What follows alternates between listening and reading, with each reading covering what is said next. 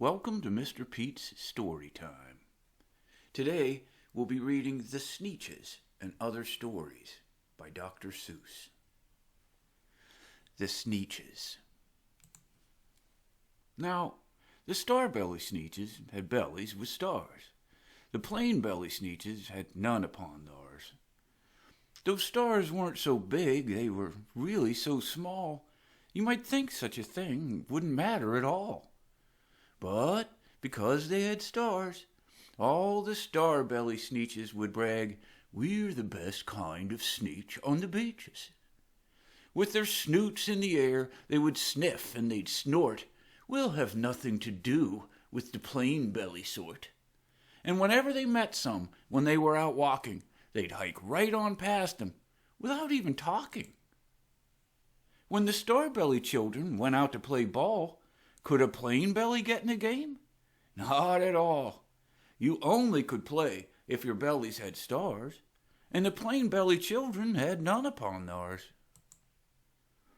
When the star-belly Sneetches had frankfurter roasts, or picnics, or parties, or marshmallow toasts, they never invited the plain belly Sneetches. They left 'em out cold in the dark of the beaches. They kept 'em away, never let them come near. And that's how they treated them, year after year. Then one day, it seems, while the plain-belly Sneetches were moping and doping alone on the beaches, just sitting there, wishing their bellies had stars, a stranger zipped up in the strangest of cars. "My friends," he announced, in a voice clear and keen, "my name is Sylvester McMonkey McBean, and I've heard of your troubles. I've heard you're unhappy, but I can fix that. I'm the fix-it-up chappie. I've come here to help you. I have what you need, and my prices are low, and I work at great speed, and my work is 100% guaranteed." Then quickly, Sylvester McMonkey McBean put together a very peculiar machine, and he said, "You want stars like a star-belly Sneetch? My friends, you can have them for $3 each. Just pay me your money and hop right aboard." So they clambered inside. Then the big machine roared, and it clonked, and it bonked, and it jerked, and it burked, and it bopped them about. But the thing really worked. When the plain-belly Sneetches popped out, they had stars. They actually did. They had stars upon theirs. Then they yelled at the ones who had stars at the start, "We're exactly like you. You can't tell us apart. We're all just the same now, you snooty old smarties. And now we can go to your frankfurter parties." "Good grief," groaned the ones who had stars at the first. "We're still the best Sneetches, and they are the worst. But now, how in the world will we know," they all frowned, "if which kind is what, or the other way round?" Then up came McBean with a very sly wink, and he said, "Things are not quite as bad as you think. So you don't know who's who, that is perfectly true. But come with me, friends. Do you know what I'll do?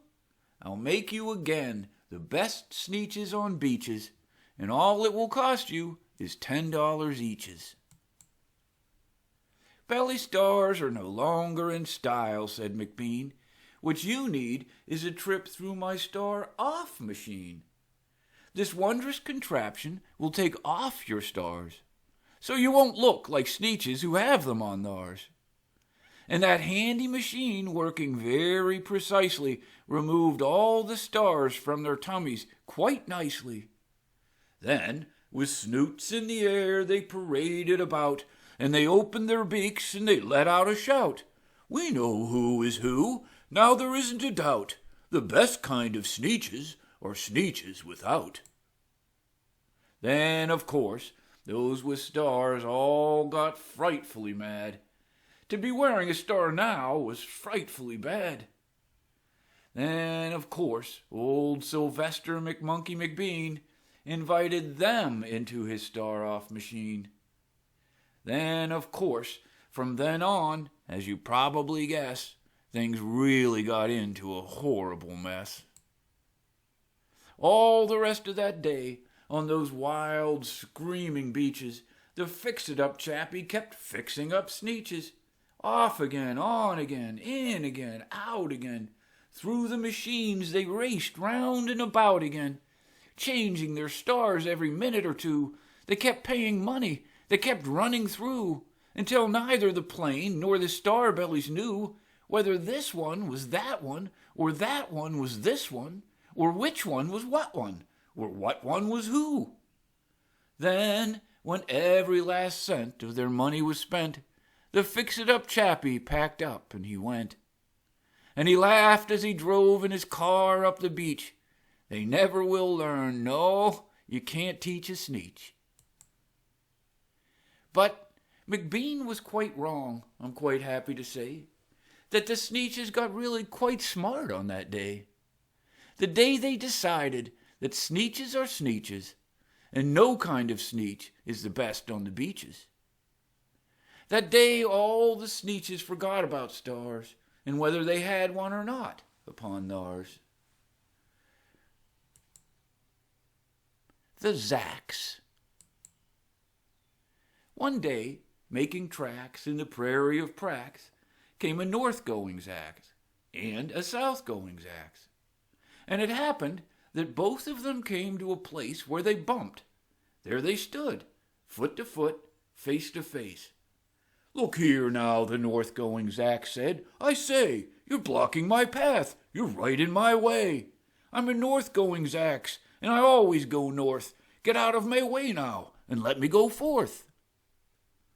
"Who's in whose way?" snapped the south-going Zax. "I always go south, making south-going tracks.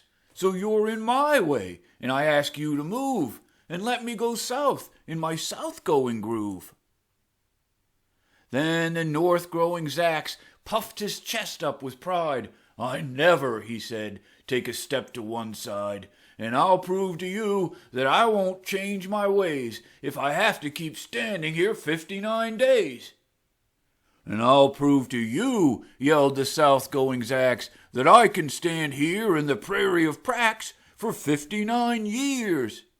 For I live by a rule that I learned as a boy back in south-going school. Never budge, that's my rule, never budge in the least. Not an inch to the west, not an inch to the east. I'll stay here not budging. I can, and I will, if it makes you and me and the whole world stand still." Well, of course, the world didn't stand still. The world grew. In a couple of years, the new highway came through, and they built it right over those two stubborn Zax and left them there, standing, unbudged, in their tracks. Too many Daves. Did I ever tell you that Mrs. McCabe had 23 sons, and she named them all Dave? Well, she did, and that wasn't a smart thing to do. You see, when she wants one and calls out, "You-hoo, come into the house, Dave," she doesn't get one. All 23 Daves of hers come on the run. This makes things quite difficult at the McCabe's, as you can imagine with so many Daves. And often she wishes that when they were born, she had named one of them Bodkin Van Horn, and one of them Hoosfoos, and one of them Snim, and one of them Hotshot, and one Sonny Jim, and one of them Shadrach, and one of them Blinky, and one of them Stuffy, and one of them Stinky, another one Put-Put, another one Moonface, another one Marvin O'Gravel Balloonface, and one of them Ziggy, and one Soggy Muff, one Buffalo Bill, and one Biffalo Buff, and one of them Sneepy, and one Weepy Weed, and one Paris Garters, and one Harris Tweed, and one of them Sir Michael Carmichael Zutt, and one of them Oliver Bolivar Butt, and one of them Zanzibar Buck McFate. But she didn't do it, and now it's too late. What was I scared of? Well, I was walking in the night, and I saw nothing scary, for I have never been afraid of anything, not very. Then I was deep within the woods, when suddenly I spied them. I saw a pair of pale green pants, with nobody inside them. I wasn't scared, but yes, I stopped. What could those pants be there for? What could a pair of pants at night be standing in the air for? And then they moved, those empty pants. They kind of started jumping. And then my heart, I must admit, it kind of started thumping. So I got out. I got out fast as I could go, sir. I wasn't scared, but pants like that I did not care for. No, sir. After that, a week went by. Then one dark night in Greenwich, I had to do an errand there and fetch some Greenwich spinach.